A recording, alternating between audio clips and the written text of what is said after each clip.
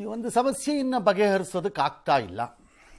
ಆಗಲ್ಲ ಅಂತ ಹೇಳೋ ಬದಲು ಪ್ರಯತ್ನ ಮಾಡ್ತಾ ಇರೋಣ ಅಂತ ಹೇಳೋದು ಬೆಟರ್ ಅಲ್ವೇ? ಅವಾಗ ಬೈಸ್ಕೊಳ್ಳೋದು ತಪ್ಪತ್ತೆ. ಬೈಸ್ಕೊಳ್ಳೋದಿಲ್ಲ, ಪ್ರಯತ್ನ ಮಾಡ್ತಾ ಇದ್ದೀವಿ, ಸುಮ್ಮನೆ ಕೂತಿಲ್ಲ. ಹಾಗೆ ಈಗ ಗುಂಡಿ ಮುಚ್ಚಕ್ಕಾಗಿಲ್ಲ, ಏನೀಗ ಆಗಿಲ್ಲ ಅಂದ ತಕ್ಷಣ 7 ದಿನ ಮುಂದಕ್ಕೆ ಹಾಕೋದು. ನಾವು ಇನ್ನು ಮಾಡ್ತಾ ಇದ್ದೀವಿ, ಅಲ್ಲಿಂದ ಮುಂದಕ್ಕೆ 7 ದಿನ ಮುಂದಕ್ಕೆ ಹಾಕೋದು. ಅವತ್ತಿಗೆ 6,000, 3,000, 7,000, 4,000, 5,000 ಅಂತ ನಂಬರ್ ಕೊಡ್ತಾ ಇರೋದು. ನನ್ನ ಕೈಲಂತೂ ಚೆಕ್ ಮಾಡೋಕ್ಕಾಗಲ್ಲ ಆ ನಂಬರ್ನ. ಮಹೇಶ್ವರ ರಾವ್ ಅವರು ಪಾಪ ಅವರ ಶಂಕದಿಂದ ಬೀಳೋ ಇದನ್ನ ನೀರನ್ನೇ ನಾನು ತೀರ್ಥ ಅಂತ ತಗೊಂಡು ಕುಡಿಬೇಕು ನಾನಿಲ್ಲಿ. ನನಗೆ ನನ್ನ ಕಲ್ಕಂಡು ಹಿಡಿಯೋಕ್ಕಾಗಲ್ವಲ್ಲ ಎಷ್ಟು ಸಾವಿರ ಗುಂಡಿ ಇದೆ ಅಂತ. ಇವ್ರ ಪ್ರಕಾರ ಹಾಗೆ ಕತೆ ಆಗ್ಬಿಡುತ್ತಲ್ಲ ಆಮೇಲೆ. ಹಂಗಾಗಿ ಆ ಅದ್ಭುತವಾದ ಒಂದು ಮ್ಯಾಜಿಕ್ ಐಡಿಯಾಗೆ BBMP ರಾಜ್ಯ ಸರ್ಕಾರ including the honourable deputy chief minister ಬಂದಂಗಿದೆ. ಈಗ 7 ದಿನ ಮುಂದಕ್ಕೆ ಹಾಕಿದಾರಂತೆ. ಅವ್ರ ಪ್ರಕಾರ ಈಗ ಒಂದು ಸುಮಾರು 16,000 ಗುಂಡಿ ಇದೆಯಂತೆ. 16ಕ್ಕೆ ಹೋಯ್ತಾ ಈಗ? ಭಾಳ ಸಂತೋಷ, ವೆರಿ ಗುಡ್.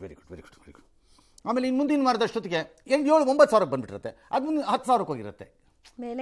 ನಡೀತಿರುತ್ತಪ್ಪ ನಗರ ಅಂದ ಮೇಲೆ ಫೈನಲಿ ಒಂದು ಸ್ಟ್ಯಾಂಡರ್ಡ್ ಹೇಳಿಬಿಡ್ತಾರೆ. ಈ ಕರಪ್ಷನ್ ವಿಚಾರದಲ್ಲಿ ರಾಜಕಾರಣಿಗಳದ್ದು ಮಾತು ಕೇಳಿಲ್ವಾ ನೀವು ಜನ? ಈಗ ಭ್ರಷ್ಟಾಚಾರ ಇಲ್ಲ ಅಂತ ನಾನು ಹೇಳಕ್ಕಾಗಲ್ಲ. ನಾನು ಹೇಳಕ್ಕಾಗಲ್ಲ ಅದನ್ನು. ನಾನು ಸತ್ಯ ಹರಿಶ್ಚಂದ್ರನ್ ಮಗ ಅಂತ ಹೇಳಕ್ಕಾಗಲ್ಲ ನನ್ನ ಕೈಯಲ್ಲಿ. ಸೆಲ್ಫ್ ಸರ್ಟಿಫಿಕೇಟ್ ಕೊಟ್ಕೊಳಕ್ಕಾಗಲ್ಲ. ಆದರೆ ನಾನು ಭ್ರಷ್ಟಾಚಾರಿ ಅಂತ ಹೇಳ್ತಾ ಇಲ್ಲ, ನಾನು ಸತ್ಯ ಹರಿಶ್ಚಂದ್ರನ್ ಮಗ ಅಲ್ಲ ಅಂತ ಹೇಳ್ಬಿಡ್ತೀನಿ ಬೇಕಾರೆ. ನಮಗೂ ಇದೆ ಹೇಳಕ್ಕೆ, ಅದು ಇದು ಎಲ್ಲ ಸೇಫ್, ಈಸಿ. ಅಂದರೆ ಸೆಲ್ಫ್ ಲೈಸೆನ್ಸ್ ತಗೋತಾ ಇರೋದು ಕಾಸೋಡು ಹೇಸಿಗೆ ತಿನ್ನಕ್ಕದು ಸೆಲ್ಫ್ ಲೈಸೆನ್ಸ್ ಅದು. ಹಾಗೆ ಇದುವೇ ಈಗ ಒಂದು ಇದೆ ಸಮಸ್ಯೆ ಇದೆ. ಇದು ಪೂರ್ತಿ ಮಾಡೋಕ್ಕಾಗಲ್ಲ. ಎಲ್ಲಪ್ಪ ಆಗಿದೆ, ಯಾವ ಊರಲ್ಲಾಗಿದೆ, ಯಾವ ದೇಶದಲ್ಲಾಗಿದೆ, ಯಾವ ಕಡೆ ಚಂದ್ರನಲ್ಲಾಗಿದೆಯಾ, ಮೂನಲ್ಲಾಗಿದೆಯಾ, ಮಂಗಳದಲ್ಲಾಗಿದೆಯಾ, ನೆಪ್ಚೂನಲ್ಲಾಗಿದೆಯಾ, ಪ್ಲೂಟೋಲ್ಲಾಗಿದೆಯಾ, ಎಲ್ಲಾಗಿದೆ? ಎಲ್ಲೂ ಆಗಿಲ್ಲ. BJPಲಾಗಿದೆಯಾ, ಜನತಾದಳದಲ್ಲಾಗಿತ್ತಾ, ಕುಮಾರಣ್ಣ ಮಾಡಿದ್ರಾ? ಎಲ್ಲೂ ಇಲ್ಲ. ಸ್ವಲ್ಪ ಇರುತ್ತೆ, ಟ್ರೈ ಮಾಡ್ತಾ ಇರೋಣ. ಈಗ ಅವರಿಗೆ ಮಳೆ ಅಂತ ಹೇಳೋಕ್ಕೂ ಇಲ್ಲ ಅಂದರೆ ಅಲ್ಲಿ ಮುಗೀತು ನಮ್ಮ ಕತೆ, ಗೊತ್ತಾಯ್ತಲ್ಲ. ನೆಕ್ಸ್ಟ್ ಈಗ ಆ ಟನಲ್ದಕ್ಕೆ ಅದಕ್ಕೆ 2 ವೀಲರ್ ಬಿಡಲ್ವಂತೆ, ಆಟೋ ಬಿಡಲ್ವಂತೆ ಅಂತ ಇವ್ರು ಹೇಳ್ತಿದ್ದಾರೆ. ಈಗ ಆಟೋ ಕಷ್ಟ ಇದೆ, 2 ವೀಲರ್ ಬಿಡಲ್ಲ ಅಥವಾ ಬೇರೆ ಗಾಡಿಗಳು ಯಾವುದನ್ನು ಬಿಡಲ್ಲ ಅಂತ ಹೇಳಿದ್ದಾರೆ. ನ್ಯಾಷನಲ್ ಹೈವೇನವ್ರು ಬೆಂಗಳೂರು ಮೈಸೂರು ಹೈವೇ ಮಾಡಿದಾಗ ಏನಪ್ಪ ಕಾಂಗ್ರೆಸ್ನವ್ರು ಪೊಂಗಿ ಬಿಟ್ಟಿದ್ದು ನಿಂತ್ಕೊಂಡು ಸರ್ವಿಸ್ ರೋಡ್ ಮಾಡದೇ ಇದ್ರೆ ಹೆಂಗೆ ಮಾಡ್ತೀಯಾ ನೀ ನ್ಯಾಷನಲ್ ಹೈವೇ ಅಂತ ಕೇಳಿದ್ರಿ. ಏನು ಬಡವ್ರೇನ್ರಿ ಮಾಡಬೇಕು? ಯಾರು ದುಡ್ಡು? ತೆರಿಗೆ ದುಡ್ಡು. ಯಾವ ತೆರಿಗೆ ಕಟ್ಟಿರೋನು ಯಾವನು ಅದನ್ನು ಮಾತಾಡಲ್ಲ. ತೆರಿಗೆ ದುಡ್ಡು ಯಾರು ಕಟ್ಟಿದ್ದು ಯಾರು ಹೇಳು ಫಸ್ಟ್ ಉಣ್ಬೇಕು ಅವನಾರೊಬ್ಬನಿಗೆ. ಆಯ್ತಾ? ಒಟ್ಟಲ್ಲಿ ತೆರಿಗೆ ದುಡ್ಡು ಬಡವ್ರೇನ್ರಿ ಮಾಡಬೇಕು? ಕೊಡಬೇಕು ಸರ್ವಿಸ್ ರೋಡು. ಈ ತೆರಿಗೆ ದುಡ್ಡಲ್ಲಿ ಈಗ ಟನಲ್ ಕಟ್ಟಿದಾಗ ಅದಕ್ಕೆ ಸರ್ವಿಸ್ ರೋಡ್ ಇದೆಯಾ ಫ್ರೀ? ಹೋಗ್ಲೇಬೇಕು. ಅಲ್ಲಿ ರಾಹುಲ್ ಗಾಂಧಿ ಹೇಳ್ತಾರಲ್ಲ ದೇಶ 10% ಆಳ್ತಾ ಇದ್ದಾರೆ ಅಂತ. ಕಾರು ನಿಮ್ಗೆ 10%, ಬೆಂಗಳೂರಿಗೆ 10, 13, 14, 15% ಇರ್ಬೋದಾ ಬಾಬಾ ಅಂದರೆ ಅವ್ರಿಗೋಸ್ಕರ ಹಂಗಾರೆ ಆ 15%ಗೇನೆ. ಹಾಗಾಗಿ ಸಿಟಿ ಪ್ರೋಗ್ರಾಮ್ಸನ್ನು, ಡೆವಲಪ್ಮೆಂಟಲ್ ಪ್ರಾಜೆಕ್ಟ್ಸನ್ನು ಪೊಲಿಟಿಕಲ್ ಆ್ಯಂಗಲಿಂದ ಮಾಡೋದು ಅಷ್ಟು ಒಳ್ಳೆಯದಲ್ಲ. Idea is good. ಎಕ್ಸಿಕ್ಯೂಷನ್ಗೆ ಹೋಗೋವಾಗ you need to be little more consultative ಅಂತ ನಾನು ಅಂದೆ. And transparent. ಎಸ್. ರಾಜಧಾನಿ ಬೆಂಗಳೂರಿನಲ್ಲಿ ಕಸ ವಿಲೇವಾರಿ ದೊಡ್ಡ ಸಮಸ್ಯೆ ಆಗ್ತಾ ಇದೆ. ಮೈಕೋ ಲೇಔಟ್ನಲ್ಲಿ ನಿನ್ನೆ ರಾತ್ರಿ 2 ಯುವತಿಯರು ಬಂದು ರಸ್ತೆ ಬದಿ ಕಸವನ್ನು ಬಿಸಾಕಿದ್ರು. ಜೊತೆಯಲ್ಲಿ ಬಂದಿದ್ದ ಮತ್ತೊಬ್ಬ ಯುವತಿ ಕ್ಯಾಮೆರಾ ನೋಡ್ಕೊಂಡು ಡ್ಯಾನ್ಸ್ ಸಹ ಮಾಡಿದ್ಲು. ಇದನ್ನು ಗಮನಿಸಿದಂತಹ ಮನೆ ಮಾಲೀಕರು GBA ಮಾರ್ಷಲ್ಸ್ಗಳಿಗೆ ವಿಷಯವನ್ನು ಮುಟ್ಟಿಸಿದ್ರು. ಅವರು CCTV ಚೆಕ್ ಮಾಡಿ ಅದರ ಆಧಾರದ ಮೇಲೆ ಆಕೆ ಮನೆ ಹುಡ್ಕೊಂಡು ಹೋಗಿ 1,000 ದಂಡ ಹಾಕಿದ್ದಾರೆ. ಜೊತೆಗೆ ಮುಂದೆ ಹೀಗೆಲ್ಲ ಹಾಕಬಾರ್ದು ಅಂತ ತಾಕೀತು ಮಾಡಿದ್ದಾರೆ. ಅಂದಹಾಗೆ ರಸ್ತೆ ಬದಿ ಕಸ ಹಾಕಬೇಡಿ ಅಂದ್ರೂ ಜನ ಕೇಳ್ತಿಲ್ಲ ಅಂತ ಸ್ಥಳೀಯರು ಹೇಳ್ಕೊಂಡಿದ್ದಾರೆ. ನನಗೆ ಭಾಳ ಬೇಜಾರಾಗಿದ್ದು ಈ ಇಶ್ಯೂನಲ್ಲಿ ಕಸ ಹಾಕಿದ್ದು ಮಾಡಿದ್ದಕ್ಕಿಂತ ಈ ಸೋ ಕಾಲ್ಡ್ ಎಜುಕೇಟೆಡ್ ಕ್ಲಾಸ್ನ ಬಿಹೇವಿಯರ್. ನೀವೆಲ್ಲ ಎಜುಕೇಟೆಡ್ ಅಂತ ಕರ್ಕೋತೀನಿ. ನನಗೆ ಗೊತ್ತಿಲ್ಲ ನೀವು ಯಾವ ಊರಿನವರೋ, ನಮ್ಮ ಕರ್ನಾಟಕದವರೋ ಅಥವಾ ಇಲ್ಲೇ ನಮ್ಮ ಯಾವ ಥರ ಅಕ್ಕಪಕ್ಕದ ಊರಿನವರೋ ಅಥವಾ ಬೇರೆ ರಾಜ್ಯದಿಂದ ಬಂದಿದ್ದೀರೋ. ನೀವೆಲ್ಲ ನೋಡಿದ್ರಲ್ಲ ಹಂಗೆ ಕಾಣಿಸ್ತಿದ್ದೀರಿಪ್ಪ. ಅಟ್ಲೀಸ್ಟ್ ಎಜುಕೇಟೆಡ್ ಆಗಿ ರಸ್ತೆ ಮಧ್ಯೆ ನಿಂತ್ಕೊಂಡು ಡಾನ್ಸ್ ಮಾಡ್ಬೇಕು ಹೆಣ್ಣುಮಗಳು ಅಂದರೆ ಆಕೆ ಭಾಳ ಮುಂದುವರೆದಿರ್ಬೇಕು. ಹೆಣ್ಣುಮಗಳದು ತುಂಬ ಓದಿರ್ಬೇಕು. ಆಕೆಗೆಲ್ಲ ಗೊತ್ತು. ಆಕೆಗೆ ಪಾಪ ಏನಮ್ಮ ತಾಯಿ, ನಿಂಗೆ ನಾಳೆ ಒಂದು ಸಿಂಗಾಪುರಲ್ಲೋ ಅಮೇರಿಕಾಲೋ ತಪ್ಪಿ ಏನೋ ಗೊತ್ತಿಲ್ಲ ಸುಮ್ಮನೆ ಒಂದು ಕೆಲಸ ಕೊಟ್ಟರೆ ಇದನ್ನು ಮಾಡ್ತೀಯಾ ಮಾಲಿ? ಅಲ್ಲಿ ಬಗ್ಗೆ ಅಯ್ಯೋ ಏನ್ ಇಲ್ಲಿ discipline. ಮಾಡ್ತೀಯಮ್ಮ ಅಲ್ಲಿ ಹಾ. It's very unfair.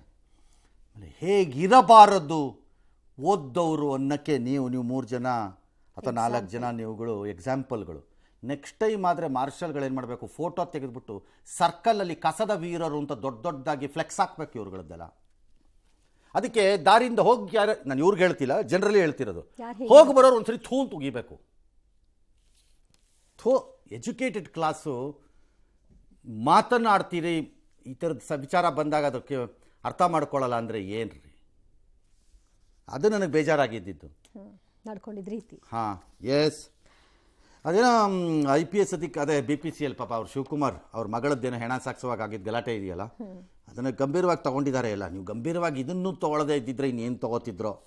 ಬಟ್ ಹೇಳ್ಬೋದಿತ್ತು, ನಾವೆಲ್ಲ ಒಂದು ಸತ್ಯ ಹರಿಶ್ಚಂದ್ರ ಮೊಮ್ಮಕ್ಕಳ ಹೇಳ್ಬೋದಿತ್ತು, ಏನೋ ಒಂಚೂರು ತಗೋ ಹೇಳ್ಬೋದು. ಮತ್ತು ನನಗೆ ಅಂಡರ್ಸ್ಟ್ಯಾಂಡೇ ಆಗಿಲ್ಲ. ಸಾರಿ ಶಿವಕುಮಾರ್ ಅವರೇ, ನೀವು ನನಗೇನು ಪರಿಚಯ ಇಲ್ಲ, ನೀವು ಯಾರು ನಂಗೆ ಗೊತ್ತಿಲ್ಲ. ಬಟ್ ನಿಮ್ಗೊಂದು ಪಾಯಿಂಟ್ ಹೇಳ್ತೀನಿ, ಈ ಇನ್ಸ್ಪೆಕ್ಟರ್ಗಳು ಸಬ್ ಇನ್ಸ್ಪೆಕ್ಟರ್ಗಳನ್ನ ಬೈದು ಪ್ರಯೋಜನ ಇಲ್ಲ. ಮತ್ತೇನು ಮಾಡ್ತೀವಿ? ಅರೆ, ರಕ್ತ ಹೀರ್ದಂಗೆ ತಿಗಣೆಗಳ ಥರ ಅವರ ಪೋಸ್ಟಿಂಗ್ಗಳಿಗೆ ದುಡ್ಡು ತಿಂದಿರೋಂಥ ಗಿರಾಕಿಗಳು ಕಾರಲ್ಲಿ ಖುಷಿಯಾಗಿ ಓಡಾಡ್ಕೊಂಡಿದ್ದಾರೆ. ಅವ್ರ ಹೆಂಡತಿ ಮಕ್ಕಳನ್ನ ಚಿನ್ನ ಮಾಡಿಸ್ಕೊಟ್ಬಿಟ್ಟು ಅಥವಾ ಮನೆ ತೊಗೊಂಡೋ ಇನ್ನೊಂದು ತೊಗೊಂಡೋ ಮತ್ತೊಂದು ತೊಗೊಂಡೋ ಲೂಟಿ ಹೊಡೆದಿರೋ ಗಿರಾಕಿಗಳೆಲ್ಲ ಫ್ರೀಯಾಗಿ ಓಡಾಡ್ತಿದ್ದಾರೆ. ಇವರು ಕೊಟ್ಟೋಲಿಗೆ ಬಂದವರು ರಿಕವರಿ ಕೈಯಾಗಿ ತಗಲಾಕೊಂಡ್ರು. That is the position of your system. Ultimately ತಿಂದವನು ಯಾವನಿ ಇಲ್ಲ ಹಂಗಾರ ಇಲ್ಲಿ ಹೇಳಿ ನನಗೆ. ಏನಕ್ಕೆ ಆ ಸಿಚುಯೇಷನ್ಗೆ ಬಂದರು ಇವರೆಲ್ಲ? ಪೊಲೀಸ್ ಸ್ಟೇಷನಲ್ಲಿ ದುಡ್ಡು ತಗೋತಾರೆ ಅನ್ನೋದು, ಅಥವಾ ಇನ್ಯಾವುದೋ ಒಂದು ಸರ್ಕಾರಿ ಇಲಾಖೆಗೆ ಹೋದಾಗ ಒಂದು ಕಾಸು ಕೇಳದ ಅನ್ನೋದು, ಇವೆಲ್ಲ ಇವತ್ತಿಂದಲ್ಲ 35 ವರ್ಷದಿಂದನೂ ಇದ್ದಿದ್ದೆ. ಬಟ್ ಯಾವ ಲೆವೆಲ್ಗೆ ಹೋಗ್ತಾ ಇದೆ ಅನ್ನಕ್ಕೆ ನಾನು ಹೇಳಿದ್ದಿದ್ದನ್ನ ಪರಿಸ್ಥಿತಿನೂ ಅರ್ಥ ಮಾಡ್ಕೊಳ್ಳದೆ ನಾನು ಇದ್ನಲ್ಲಪ್ಪ, ಅದೇ ಡಿಪಾರ್ಟ್ಮೆಂಟನ್ನು ಕವರ್ ಮಾಡ್ತಾ ಇದ್ದವನು. ಸಬ್ ಇನ್ಸ್ಪೆಕ್ಟರ್ಗಳು ಇನ್ಸ್ಪೆಕ್ಟರ್ಗಳದೆಲ್ಲ ಟ್ರಾನ್ಸ್ಫರ್ನ ಭಾಳ ಸುಲಭವಾಗಿ ಮಾಡೋರು ಆಫೀಸರ್ಸ್ಗಳು ಅವ್ರವ್ರ ಲೆವೆಲ್ಸಲ್ಲಿ, ಭಾಳ ಸುಲಭವಾಗಿ ಮಾಡೋರಪ್ಪ. ಈಗ ಏನ್ರಿ ಅದಕ್ಕೆ ಈಗ ಆಡ್ತಾರೋರು, who will recover that money? ಅದಕ್ಕೆ ಜಾಗ ಮಾಡಿಕೊಟ್ಟಿರೋರು ಇವರು. ಈಗ ಅವ್ರು ಯಾರೋ ಇನ್ಸ್ಪೆಕ್ಟರ್ ರಮೇಶ್ ರೊಟ್ಟಿನ ಅಮಾನತ್ ಮಾಡಿದಾರಂತೆ ಕಮಿಷನರು. ಆಯಿತು, ಮಾಡಿ, ಯಾರ್ಯಾರು ಸಿಗ್ತಾರೋ ಎಲ್ಲರನ್ನೂ ಮಾಡಿ. ಹಾಂ, ಆಮೇಲೆ ಒಂದಿನ ಯಾವತ್ತಾರು ಒಂದಿನ ಅವ್ರ ಕೈಲಿ ಹೇಳಿಸೋಣ. ಅವ್ರು ಹೇಳಲ್ಲ ಬಿಡಿ ಪಾಪ, ಈಗ ಯಾರಕ್ಕಪ್ಪ ಕಾಸು ಕೊಟ್ಟು ಪೋಸ್ಟಿಂಗ್ ಆಯಿತು ಎಲ್ಲಾರ್ದುವೆ ಅಂತ ಕೇಳ್ಬಿಟ್ಟು ಕೇಳಬೇಕು. ಅವ್ರು ಓಡಾಡ್ಕೊಂಡಿರ್ತಾರೆ ತಿಂದವರು. ಎಸ್, ನಾಚಿಗೆಟ್ಟವ್ರುಗಳೆಲ್ಲ ಇದ್ರೆ ಹಿಂಗೆ ಆಗೋದು. ಹಾಂ, ಜೀನಿ ಸ್ಲಿಮ್ ರೆಫರ್ ಮಾಡ್ಬೇಕಾದ್ರೆ ಕಾರಣ ಏನಂದ್ರೆ ವೇಟ್ ಲಾಸ್ ಸಲುವಾಗಿ ನನ್ ಬಾಳ ಜನ ಕೇಳಿದ್ರು. ಫಸ್ಟ್ ನಾನ್ ತಗೊಂಡು ನನಗೆ ರಿಸಲ್ಟ್ ಬಂದ್ಮೇಲೆ ಆಮೇಲೆ ನಾನು ಜೀನಿ ಸ್ಲಿಮ್ ಇನ್ನೊಬ್ಬರಿಗೆ ಪ್ರಿಪೇರ್ ಮಾಡಿದ್. ಸುಸ್ತಾಗೋದು ಕಡಿಮೆ ಆಯ್ತು, ವೀಕ್ನೆಸ್ ಅದು ಏನೂ ಇಲ್ಲ, ಪೂರಾ ಹೆಲ್ದಿ ಅದೇನಿ. ವೇಟ್ ಜಾಸ್ತಿ ಇರೋರಲ್ಲಿ ಏನೇ ಡೌಟ್ ಇಲ್ಲದೆ 100% ಬಳಸಬಹುದು. ಪ್ರತಿದಿನ ನಮ್ಮ ಜೀನಿ ಸ್ಲಿಮ್ ನ ಯೂಸ್ ಮಾಡಿ ಯಾವುದೇ ಸೈಡ್ ಎಫೆಕ್ಟ್ ಇಲ್ದಂಗೆ ನೀವು ಸಣ್ಣ ಆಗ್ತೀರಾ. ಕೋಲಾರದ ಮಾಲೂರಿನಲ್ಲಿ ಕಾಂಗ್ರೆಸ್ ಶಾಸಕ ನಂಜೇಗೌಡ ಹಾಗೂ ಪರಾಜಿತ ಬಿಜೆಪಿ ಅಭ್ಯರ್ಥಿ ಮಂಜುನಾಥ್ ಗೌಡ ನಡುವೆ ಮತ್ತೊಂದು ಸುತ್ತಿನ ಜಿದ್ದಾಜಿದ್ದಿಗೆ ದಿನಾಂಕ ಫಿಕ್ಸ್ ಆಗಿದೆ. ನವೆಂಬರ್ 11ರಂದು ಮಾಲೂರು ವಿಧಾನಸಭಾ ಕ್ಷೇತ್ರದ ಮರು ಮತ ಎಣಿಕೆಗೆ ಚುನಾವಣಾ ಆಯೋಗ ಈಗ ದಿನಾಂಕವನ್ನು ನಿಗದಿಪಡಿಸಿದೆ. 11ನೇ ತಾರೀಕು ಆಗುತ್ತೆ. ಆಗಲಿ ಬಿಡಿ, ಯಾರೋ ಒಬ್ರು ಗೆಲ್ತಾರೆ, ಯಾರೊಬ್ರು ಸೋಲ್ತಾರೆ, ಅಷ್ಟೇ ತಾನೇ. ಅವರೇ ಉಳ್ಕೋತಾರ, ಇವ್ರಿಗೆ ಸಿಗುತ್ತಾ ಅವಕಾಶ ನೋಡ್ಬೇಕಷ್ಟೇ. ಅದು ಗೊತ್ತಿಲ್ವಲ್ಲ. ಮತ ಎಣಿಕೆ ಆಗಬೇಕು. ಮತ ಎಣಿಕೆ ಆಗಲಿ, ಯಾರಿಗೆ ಹೈಯೆಸ್ಟ್ ಇದೆಯೋ ಅವ್ರು ಗೆಲ್ತಾರಪ್ಪ. ನವೆಂಬರ್ ಕ್ರಾಂತಿ ಜಟಾಪಟಿ ಮಧ್ಯ ಸಿದ್ದರಾಮಯ್ಯ ಬಣದಿಂದ 3 ಡೋಸ್ಗಳಿಗೆ ಭರ್ಜರಿಯಾಗಿ ಸಿದ್ಧತೆ ಮಾಡ್ಕೊಂಬಿಟ್ಟಿದ್ದಾರಂತಪ್ಪ. ಭರ್ಜರಿ, ಏನು ಭರ್ಜರಿ. ನವೆಂಬರ್ 7, 13, 14 ಏನಂತೆ, ಡೆಲ್ಲಿಗೆ ಹೋಗೋಕೆ ಮುನ್ನ ಅವ್ರ ಆಪ್ತರ ಜೊತೆ ಸಭೆ ನಡೆಸ್ತಾರೆ. ಅದು ಭರ್ಜರಿನಾ? ಅಲ್ಲಿ ರಾಜಕೀಯ ಚರ್ಚೆಗಳಾಗತ್ತೆ. ಸುಮ್ಮನೆ ಕೂತ್ಕೊಳ್ರಿ, ನಾವು ಕಂಡಿದ್ದೀವಿ ನಿಮ್ದೆಲ್ಲನೂ, ಎಲ್ಲಾರದ್ದು ಕಾಪಿಗೆ ಸೇರ್ಕೊಂಬಿಟ್ರೆ ಭರ್ಜರಿ. ಏನು ರೀ ಮಾಡ್ಕೋತೀರಿ ಎಲ್ಲರೂ? 5 DK Shivakumar camp, 6 Siddaramaiah camp. ಏನು ಮಾಡ್ಕೋತೀರಿ ನೀವೆಲ್ಲ? ನಿಮ್ಮ ಹೈಕಮಾಂಡ್ ಏನು ಹೇಳುತ್ತೋ ಆ ನಿರ್ಧಾರಕ್ಕೆ ತಲೆ ಬಗ್ಗಿಸ್ಕೊಂಡು ಬತ್ತಾ ಇರ್ಬೇಕು, ಬಾಲ ಮುದ್ರಕೊಂಡು ಈ ಕಡೆಗೆ. ಏನು ಮಾಡ್ತೀರಿ ನೀವು? ಈ ನಿಮ್ಮಿಬ್ಬರಲ್ಲಿ ಒಬ್ರಿಗೆ ಯಾರಿಗಾರು ರೆಬೆಲ್ ಆಗೋ ತಾಕತ್ತಿದೆಯಾ? ಪಕ್ಷ ಕಟ್ತೀರಾ? ಹೊರಗಡೆಗೆ ಬರ್ತೀರಾ? ರಾಹುಲ್ ಗಾಂಧಿ ಅನ್ಯಾಯ ಮಾಡಿದ್ರು ಅಂತ ಹೇಳೋಕ್ಕಾಗತ್ತಾ? ಹೇಳ್ರಿ ನೋಡೋಣ, ಅದು ಯಾರು ಹೇಳ್ತೀರಿ?